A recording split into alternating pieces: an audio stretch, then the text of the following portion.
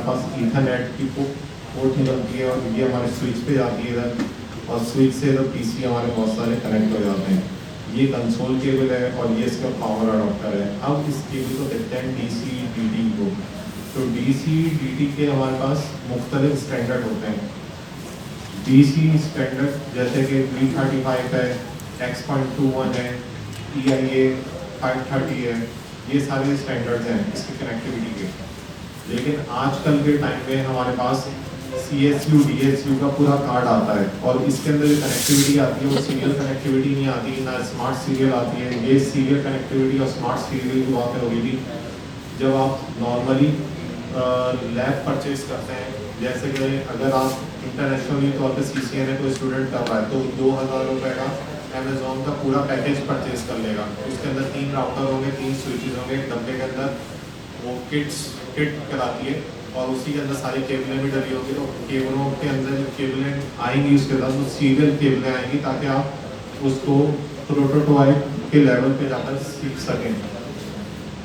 लेकिन जो actual networking कर रहे होते हैं आजकल की काम में, वहाँ पे डिमार्केशन पॉइंट भी RJ45 पे कनेक्टिविटी ले रहा होता है और आपका जो राउटर के अंदर कार्ड लग रहा होता है CSU DSU का, वो भी RJ45 की कनेक्टिविटी पे आ रहा होता है और डायरेक्ट इस तरीके से कार्ड स्लॉट में लग जाता है।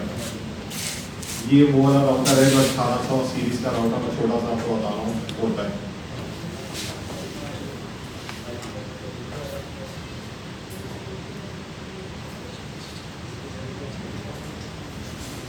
ये कुछ टर्मिनोलॉजीज थी जो हमारी वैन रिलेटेड थी।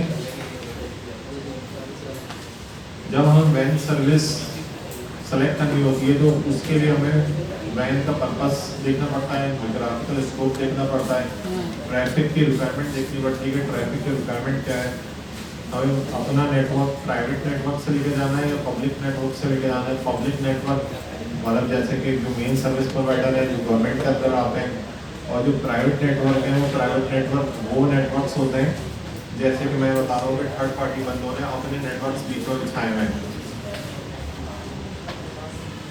तो हमारे पब्लिक वैन के अंदर से जाना है और VPN कौन सा रिक्वायर्ड है हमारा, और कनेक्शन की कॉस्ट हमारे पास कौन कौन सी अवेलेबल होगी। तो हमारे पास 2 वैन के अंदर बेसिक आते थे, एक सर्किट स्विच होता था नेटवर्क और एक पैकेट स्विच नेटवर्क होता था। सर्किट स्विच में डायरेक्ट कनेक्शन मिलकर एक पॉइंट से दूसरे पॉइंट पर कम्युनिकेशन होती थी। पैकेट स्विचिंग पे डेटा के अंदर छोटे छोटे पैकेट्स में डिस्ट्रीब्यूट होकर जाता था। तो वैन की बात करें तो वैन के अंदर हमारे पास 2 सब कैटेगरीज हैं, एक प्राइवेट नेटवर्क है, एक पब्लिक नेटवर्क है। प्राइवेट नेटवर्क के अंदर हमारे पास डेडिकेटेड लाइन आती है जिसके अंदर 20 लाइन आती है। दूसरा स्विच सर्किट आता है जिसके अंदर स्विच सर्किट के अंदर PSTN आता है, ISDN आता है। पैकेट स्विच नेटवर्क आता है, पैकेट स्विच नेटवर्क के अंदर मेट्रो इंटरनेट आता है, MPLS आता है, फ्रेम रिले आता है और ADM आता है। 20 लाइन के अंदर जो डेडिकेटेड लाइन होती है उसके अंदर T1, E1, T3, E3 आता है। जो पब्लिक नेटवर्क होता है वैन के अंदर, उसके अंदर हमारे पास इंटरनेट आता है जिसके अंदर ब्रॉडबैंड VPN आता है, DSL आता है, केबल और वायरलेस आता है। और इसी के अंदर हमारे पास BGP चली होती है वैन के अंदर।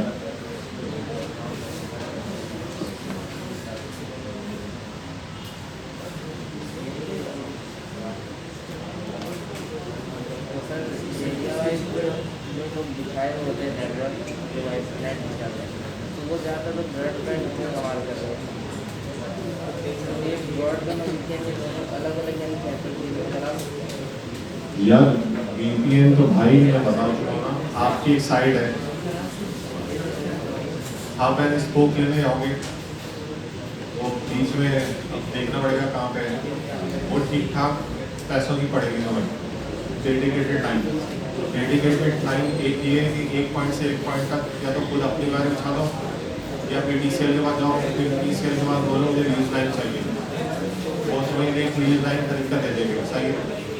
लेकिन अगर फर्ज करो तुम्हारे KFC वाला है, सही है, KFC वाला ये लीज लाइन लेगा, किसी शहर के अंदर 50 स्पॉट हो गए KFC के, अगर लीज लाइन लेगा तो इतने का बिजनेस नहीं करेगा, इतने का लीज लाइन पड़ जाएगा। तो उसके पास जो राउटर लगा होगा, उसके बाद नॉर्मल वाला राउटर लगा होगा जिसको एक्सेस पॉइंट कहते हैं हम। तो आप उस वक्त ये सोचोगे यार ये एक्सेस पॉइंट के जरिए डेटाबेस में कैसे जाना है मेन हेड ऑफिस में, तो भाई वो VPN यूज़ करके जा रहा है।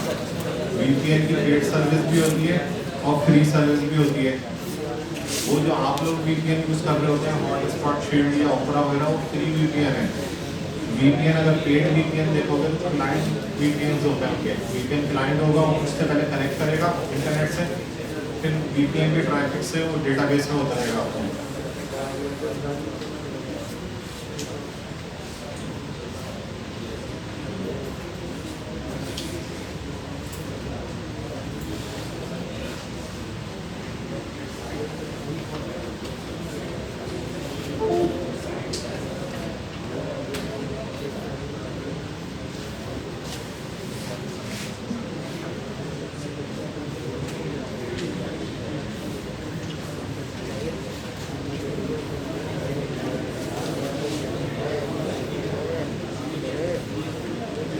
लीज लाइन के अंदर हमारे T1 लाइन आती है, T1 आती है, सर्किट स्विच के अंदर डायलअप आता है, ISDN आता है, पैकेट स्विच के अंदर X25 आता है, फ्रेम रिले MPLS आता है, सेंस स्विच के अंदर ADM आता है, ब्रॉडबैंड के अंदर हमारा DSL केबल वायरलेस आता है।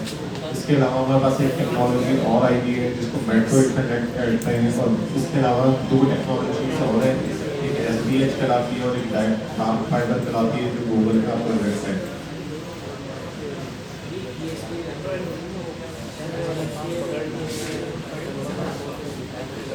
लीज लाइन की बात करें तो लीज लाइन एक permanent dedicated point to point connection होता है, provided by the user lease line कहलाता है। इसके अंदर जब हम स्टैंडर्ड की बात करें तो US का स्टैंडर्ड T3 का होता है, जैसे T1 और T3 ये US में चलेगा, और जो E1 E3 है ये एशिया की साइड और यूरोप की साइड चलेगा। इसके अंदर T1 1.5 Mbps है, T3 44 Mbps की लिंक होगा, OC1 उसके बाद जब T3 का कनेक्शन लीज लाइन का खत्म होता है तो फिर ऑप्टिकल फाइबर की कनेक्टिविटी आती है, OC1 OC3 OC9 OC7 6 8 जो सबसे ज़्यादा 39 GB का लिंक देता है। और अगर इसके रेट की बात करें लीज लाइन के,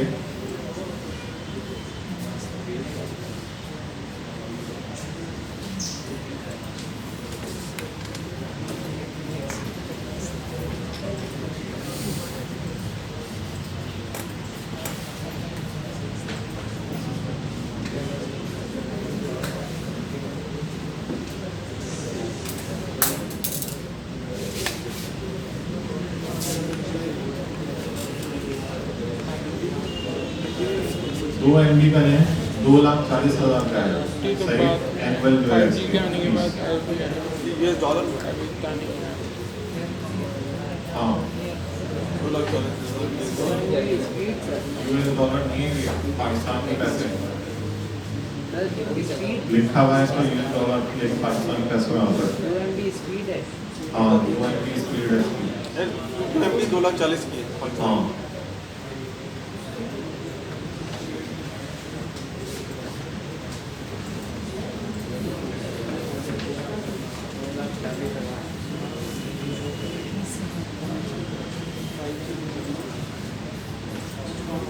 परमानेंट कनेक्शन होता है for dedication for the destination, use for short and long distance होता है, bandwidth is fix, availability is 24/7, charges are fix whether used और नॉट, अगर आप यूज़ नहीं करेंगे जब भी आपको चार्जेस देने होंगे। Use analogue circuitry, always same path is use for the destination. जैसे कि रीजनल ऑफिस से हेड ऑफिस पे गया है तो ये डेडिकेटेड या लीज लाइन जाएंगे।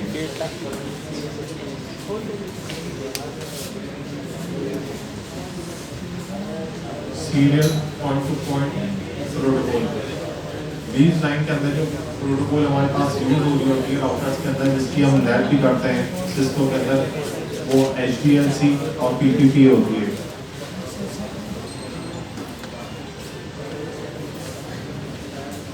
Higher level data link control protocol चलाती है सिस्को की प्रोप्राइटरी है HDLC। इसके अंदर ऑथेंटिकेशन, कंप्रेशन और एरर करेक्शन नहीं होता और ये डिफॉल्ट में यूज होती है सीरियल पे। जबकि जो PPP है वो पॉइंट टू पॉइंट प्रोटोकॉल चलाती है, स्टैंडर्ड प्रोटोकॉल है, ऑथेंटिकेशन, कंप्रेशन और एरर करेक्शन यूज करती है PPP। PPP के अंदर हमारे पास दो चीज़ें होती हैं। PPP के अंदर ऑथेंटिकेशन के बाद पैप होता है, पासवर्ड ऑथेंटिकेशन प्रोटोकॉल होता है, और चैप होता है, चैलेंज हैंडशेक ऑथेंटिकेशन प्रोटोकॉल। जब हमें राउटर पे अनेबल करना होता है तो हम इस तरीके से करते हैं, जैसे अगर HDLC करना है तो बाय डिफॉल्ट HDLC तो ऑलरेडी अनेबल होती है, तो इंटरफेस डाला, फिर राउटर के मोड पे आया, इनकैप्सुलेशन HDLC लिखा तो HDLC ऑलरेडी कॉन्फ़िगर होगा। लेकिन अगर मुझे PPP करना है तो मुझे PPP बाय फोर्स करना पड़ेगा उसके अंदर, तो encapsulation PPP convert to by force हो जाएगा। अब इसके अंदर अगर मैं पैप या चैप सेलेक्ट करना चाहूँ तो चैप तो डायरेक्ट सेलेक्ट हो जाएगा। चैप चैलेंज हैंडशेक प्रोटोकॉल है, तो ऑथेंटिकेशन के बाद चैप की कमांड डालूंगा, डायरेक्ट कॉन्फ़िगर हो जाएगा।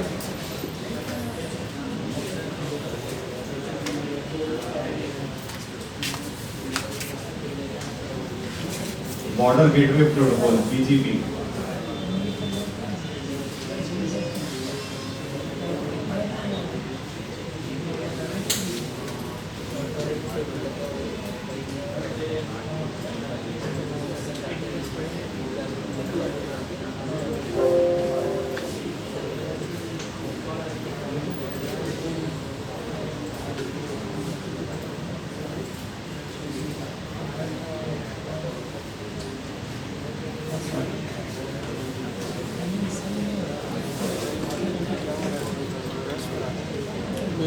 वेब प्रोग्राम रस के फ्रेमवर्क होते हैं, रॉकेट वगैरह,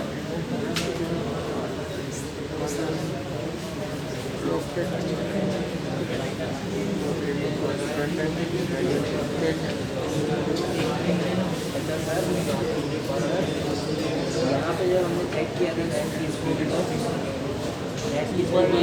चेक किया था 100 MBPS आ रहा भाई। अगर उसको कंप्यूटर में डाउनलोड करवाया तो इस पे वो बड़ा भी और छोटे भी, वो जो MBPS दिखा रहा है और जो आपको ये है वो भी कर है बाइट के अंदर शो होता है, सही। और जो एक्चुअल में आ रही होती है वो बिट्स में आ रही होती है, सही। जैसे अगर 1 MB लोगे तो जाके डाउनलोड के दे रहा हूँ 128 KB डाउनलोड आ रहा होगा, 128 124 KB आ रहा होगा।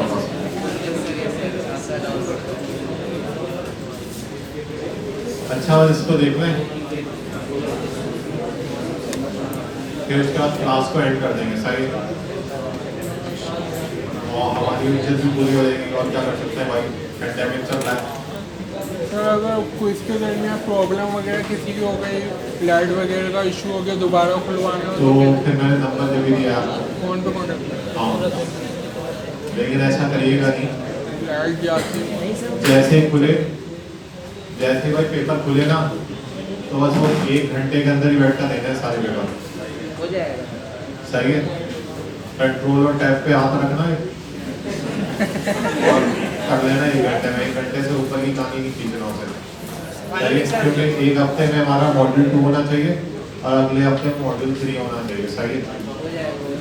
फिर जो है बाद में वो देखा जाएगा, आपके वाउचर आपके पास आ जाएंगे। हाँ, IDexam.net पे सारे पेपर। सर जब हम सर शेरोज को कॉल करेंगे तो फिर वो खोलेंगे तो फिर, और हमारा फाइनल एग्जाम के लिए भी फिर उन्हें कॉल करनी पड़ेगी।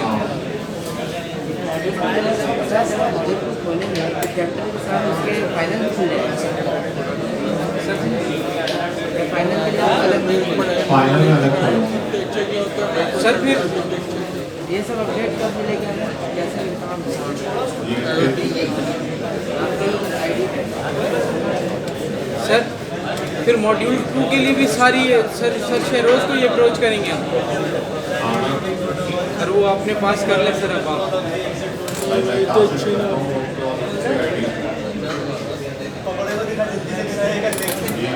इमरान नहीं आ रहा इमरान मतलब मैंने बोला था मैं ऐड करवा देता हूँ एक्सेल की शीट में, तो वो करा नहीं, मैंने बोला कि फिर वो वही करेंगे।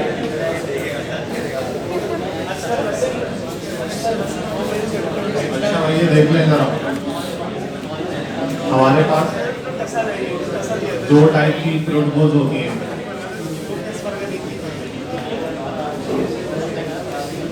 वो जो है ना वहाँ पे बहुत अच्छी बात है, वो ये है कि सब लोग अपना टाइम तसल्ली से ज़ाया करते हो, सही है। इससे अच्छा हो जाएगा कि बैठ जाते बर्गर खा लेते या कुछ कर लेते, क्योंकि ऐसे सर्टिफिकेट का तो फायदा ही नहीं है।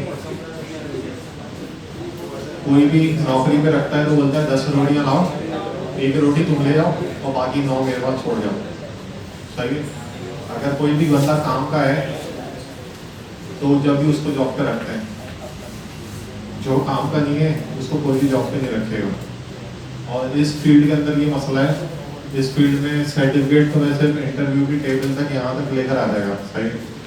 फिर बाकी एक कीबोर्ड होगा और ये माउस होगा, वो बोलेगा भाई करके दिखा दो, अगर ये कर सकते हो तो यहीं बैठे रहो, वरना वो दबा दे चले हो यहाँ से। तो यही चक्कर है सारा ऐसा। तो सर्टिफिकेट जमा करने से कोई भी फायदा नहीं होगा, सिवाय इसके कि जो मैंने बताया था। और वैसे भी अब तो तुम्हें एक और मैं बात बता दूँ, आज ही की बात है कि भाई वो कितने मैंने बताए थे 10,000 रुपये आपको बताए थे CCNP के, है ना। अब CCNP के पेपर के पैसे और कम हो गए अगर आप अपना सर्टिफिकेट रखाते हो। मैंने अपना सर्टिफिकेट आपको दिखाया था ना, मैं दुबई में रखा हुआ है, मैं यहाँ पे बैठा हूँ, तो ये दुबई वाले पैसे देते हैं। अब वो कम क्यों हो गए? पहले थे CCNP के अंदर 13 लैब्स आती नहीं, पेपर बहुत ज़्यादा मुश्किल था, 3 पेपर देने पड़ते थे और टी शूट का पेपर के अंदर 13 लैब्स करनी पड़ती थी, फिर वो पेपर निकलता था। अभी CCNP का जो मौजूदा पेपर है उसके अंदर सिर्फ MCQs हैं, लैब ख़त्म करती है CCNP में। और MCQs पता है कितने हैं? जो लैब वाली जो पेपर आया है, एक के अंदर 120 MCQs आते हैं और एक के अंदर 60 MCQs आते हैं। 60 MCQs जिसके पास आते हैं उसके जो डम्स के पूल है वो आज की डेट में 80 का पूल है। सिर्फ 80 सवाल याद करो, पढ़कर चला जाए बंदा तो दे दे। ये क्यों हुआ? क्यों मैं सुबह दुबई में फ़ोन किया था पैसों के लिए, 6 महीने हो गए, पैसे दोगे? याद करवाना पड़ता है सबको। तो उन्हें बोला यार अब ये मसला आ रहा है, बहुत सारे CCNP हो गए हैं। तो मैं बोला अच्छा चलो सही है, फिर मैं ID हटा दूँगा अपनी। तो ये चक्कर है। खैर कह रहे हैं मतलब CCNA की मतलब नहीं पूछो। जब स्टार्ट करा था ना, कोर्स स्टार्ट हुआ था उस वक्त 5,000 थी, उसके दरमियान में 2,500 रुपये, अब 1,000 रुपये पर मंथ हुई है। और वो भी उसके अंदर अब ये सोचो इतने सारे CCNA होंगे तो हर एक को तो एसोसिएशन का मौका भी नहीं मिलेगा। सर ये क्या वो तो कंपनी तो अप्रोच करता है यार कंपनी तो जरूरत होती है। देखें माइक्रोसॉफ्ट के अंदर भी एसोसिएशन रखवा देते हैं और सिस्को के अंदर भी रखवाते हैं। इन दोनों का मैं इसलिए जानता हूँ क्योंकि मैंने माइक्रोसॉफ्ट की भी रखवाई हुई है, रजिस्टर्ड कराई हुई है, और सिस्को की भी रखवाई हुई है। लेकिन अगर इसमें कोई बंदा अपना जानने वाला है ना तो वो आपको सही पैसे दे देगा। जैसे कि अगर कोई बंदा बाहर का है तो आप अगर माइक्रोसॉफ्ट की एसोसिएशन के मालूम करोगे तो वहाँ $100 डेल के प्रोडक्ट पे आपको फ्री है अगर आप MCSC करेंगे। तो $100 के हिसाब से जिसने मेरा यहाँ पे कंपनी बहुत मशहूर होगी, नाम भी ले सकता उसका मैं, तो उसने रखा हुआ है, मुझे तो कुछ भी नहीं देता हूँ। वो मेमन बनता है, वो कंटेनर के कंटेनर लैपटॉप पे मंगवा रहा होता है। और कभी ये है कि बस मेरी कोई हार्डवेयर में प्रॉब्लम आ जाए तो मुझे हार्डवेयर फ्री में दे देता है। लेकिन मुझे वैसे तो बेनिफिट नहीं है, लेकिन वो पैसे कमा रहे हैं ठीक ठाक। सर ये एसोसिएशन के लिए आपने ऑनलाइन के ऊपर कुछ किया? हाँ नहीं, ऑनलाइन जाकर करवानी पड़ती है। मेल आप ही के आईडी पे आती है, जो सिस्को का नेट अकेट का आईडी है वही रजिस्टर्ड होगा, सही उसी पे मेल आएगी और उसी पे आपको जो भी बंदा है उससे बात करनी पड़ेगी। यानी कि हम खुद उसको अप्रोच करके खुद अप्रोच करोगे क्योंकि तुम्हारा सर्टिफिकेशन से हाई लेवल पे नहीं होगा तो तुम्हें खुद ही अप्रोच करनी पड़ेगी। वैसे तो जो हाई लेवल के सर्टिफिकेशन है उनको सिस्को की जॉब की साइट भी है, सही है, जैसे लिंक्डइन की साइट है ना, लिंक्डइन पे डायरेक्ट आपके पास अप्रोच हो जाता है।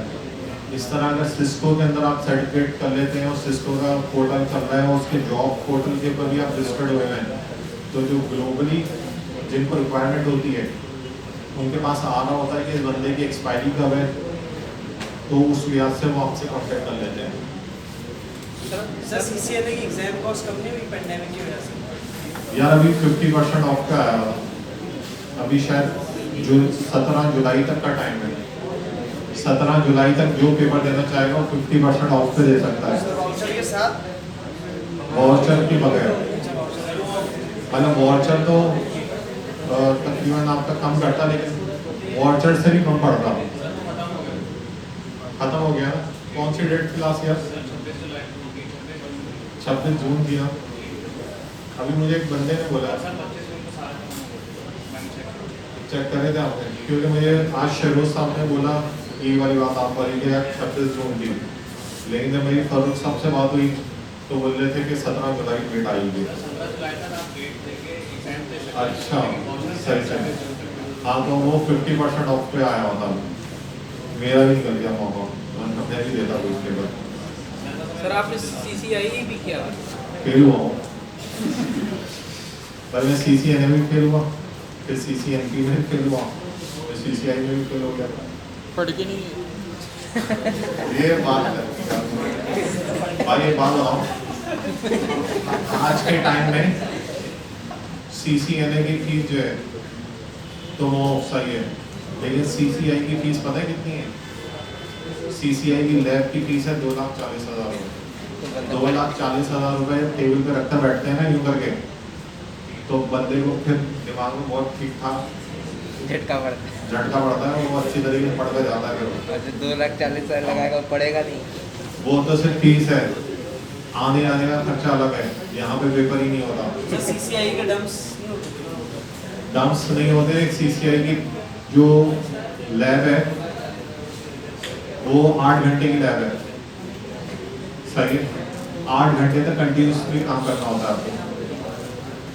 वो जो थ्योरी है, अब वो थ्योरी पहले CCI की थ्योरी का पेपर अलग था, जब मैंने दिया, मेरा भी वही चल रहा है CCI का थ्योरी का पेपर, क्योंकि मैं हर दफ़ा पैसे ज़ाहिर करने पहुँच जाता हूँ तो इस वजह से वही चल रहा है। मतलब वो फिर एक दफ़ा देते हो तो फिर आप अगर एक दफ़ा फेल हो जाओ तो फिर 3 साल की वैलिडिटी के अंदर दोबारा दे सकते हो, फिर दोबारा दे सकते हो, उसका एक अपना सिनेरियो है।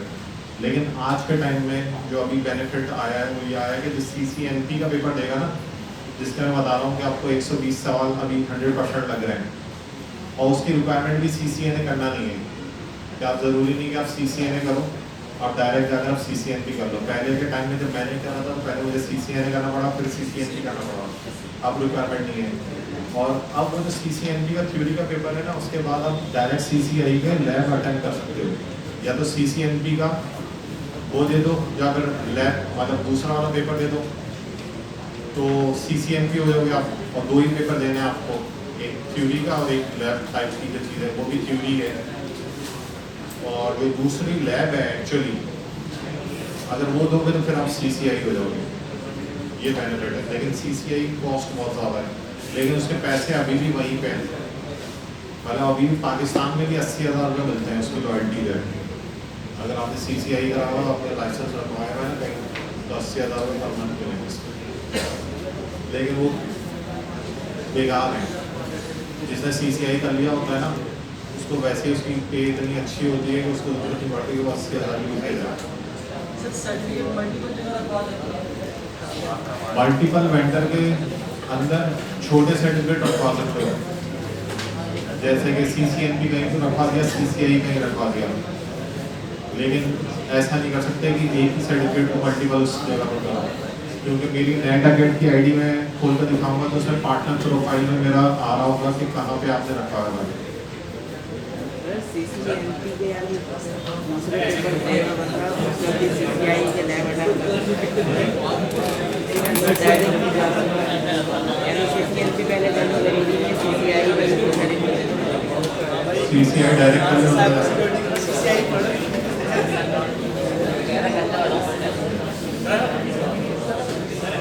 चेक करेगा सर वैसे स्टार्ट क्या थी? चेक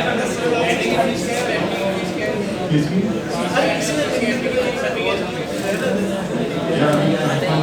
क्लियर काफी दिन से इंटरेस्ट था, लेकिन मेरे पास काम हो गया $200 का रिलीज किया।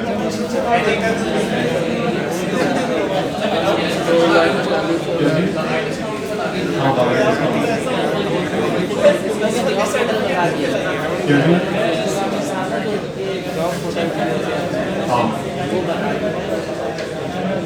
वो जो है ना वो तुम्हारे काम भी जॉब चाहिए, सही है। तो जो यहाँ पे लोकल कोई जॉब दे देना तो वही बहुत है भाई। वो जो जॉब आती है ना वो इंटरनेशनल लेवल की जॉब होती है, वो ऐसी आती है कि मतलब जैसे जापान से आ रही है या किसी और कंट्री से आ रही है और ठीक ठाक उसमें इंफॉर्मेशन बनने की चाहिए होती है। मतलब लिंक्डइन पे तो बहुत हल्की जॉब होती है सिस्टम की, सिस्टम की अपने पोर्टल पे आती है वो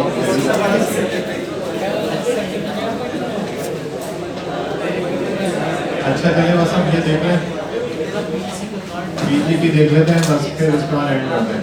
उसके बाद नहीं आना क्लास नहीं उसके बाद हम सर्टिफिकेट लीजिएगा, उसकी कॉपी कराकर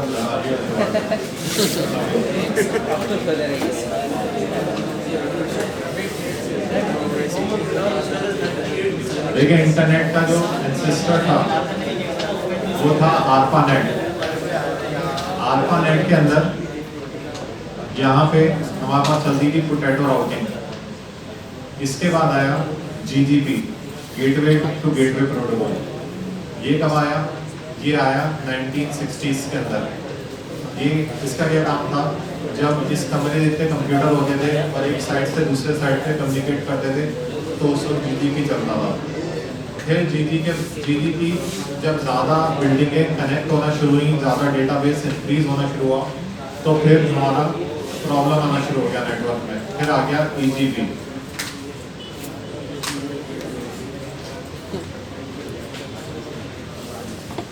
इनहांस गेटवे प्रोटोकॉल। EGP जो था उसके अंदर ऑटोनोमस सिस्टम भी आ गया और डेटाबेस भी आ गया। अब आप एक चीज देखें, ये जो एक सर्कल है ये आपका कहलाएगा राउटिंग डोमेन। इसके अंदर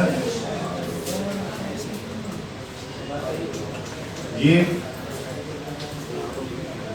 राउटर्स हैं,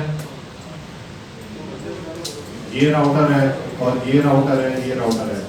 ये चला रहा है RIP, ये चला रहा है EIRGP, ये OSPF। ये छोटे छोटे बॉक्सेस बने हुए हैं, सर्कल बने हुए हैं, ये राउटिंग प्रोसेस कराते हैं। ये राउटिंग डोमेन कराता है, ये राउटिंग प्रोसेस कराते हैं। एक राउटिंग डोमेन जो होता है वो ऑटोनोमस सिस्टम नंबर उसका एक ही होगा। Autonomous system number Ayana provide करती है। पहले के टाइम में ऑटोनोमस सिस्टम नंबर था 16 बिट का, अब जो आ गया वो 32 बिट का। 16 बिट में 65,000, 56,000 नहीं 65,535 AS नंबर्स हो सकते थे, लेकिन ISPs आहिस्ता आहिस्ता बढ़ती गई तो अब जो 32 बिट का ISP का नंबर आया है AS नंबर वो 4 अरब के करीब है। इसके बाद EGP के बाद हमारे पास आया BGP border gateway protocol version 1। फिर वर्जन 2 आया BGP का, और फिर BGP का वर्जन 3 आया। आज के टाइम में 1994 के अंदर BGP का वर्जन 4 आया।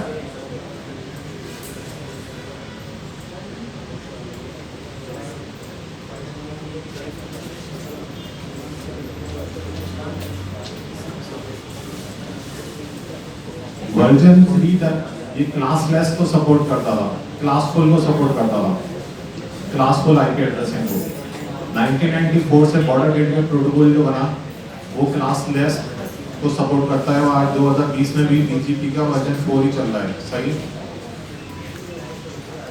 BGP बेसिकली आसान अल्फाज में इंटरनेट की प्रोटोकॉल है। इंटरनेट जो चलता है वो हमारा BGP पे चलता है। जो हमारी प्रोटोकॉल राउटिंग डोमेन के अंदर चल रही होती हैं वो IGPs कहलाती हैं, interior gateway protocols. Interior gateway protocols हमारे पास 3 होती हैं, OSPF, EIGRP और REP। BGP के अंदर हमारे पास 2 और वर्जन्स होते हैं, एक IBGP होता है और एक EBGP होता है। आपको शायद याद हो जब हम AD की बात कर रहे थे तो इसका AD कितना था, REP का 120 एडमिनिस्ट्रेटिव डिस्टेंस। एक मैट्रिक था, एक एडमिनिस्ट्रेटिव डिस्टेंस था। जो BGP है, जो एक्सटर्नल BGP है, उसका एडमिनिस्ट्रेटिव डिस्टेंस होता है 20 और जो IBGP है उसका होता है 200।